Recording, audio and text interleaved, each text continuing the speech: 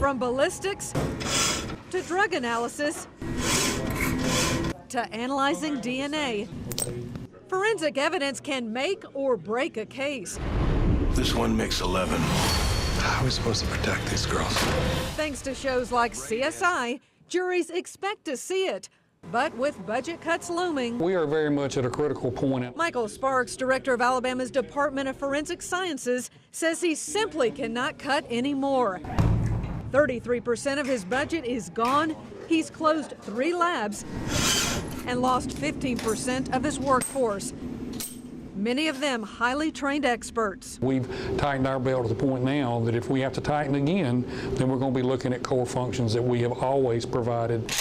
Any cut in their services could conceivably have a drastic effect on local law enforcement's ability to fight crime. The labs analyze evidence from 450 law enforcement agencies all across the state. There is always the worry that while DNA sits in the lab, a suspect could victimize another person. That's always a fear of ours, and that's a fear of victims, because they want that person caught and put in jail, and they don't want them to hurt anybody else. Raid has hair from 26 different women.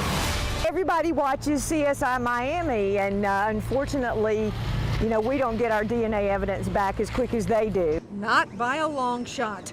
The process is so slow, some cases are being delayed, rolled over to a later grand jury. Just here in the DNA lab, they're behind about 1,000 cases. We're talking murders, rapes, and robberies, cases the clock is ticking on. Add to that drug and toxicology reports, behind by thousands more.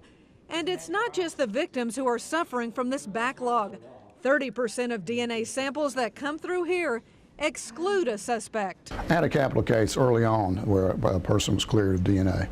And I had another case that was somehow high profile that it was a rape case, and it was rape of a child. And once the DNA results came back, my guy didn't do it. Of course, he was in jail with no bond. Director Sparks warns more cuts will put the lab's core services in jeopardy. Whether that be firearms and tool marks, drug chemistry, DNA. That's a price victims advocate Miller and a host of others in the legal community say we cannot afford. I hope not. I hope that they understand and realize how important this department is to what we're doing. For now, Sparks is taking his case to lawmakers and the public, hoping the bottleneck of evidence held up in his labs won't get any worse. Cynthia Gould, CBS 42 News.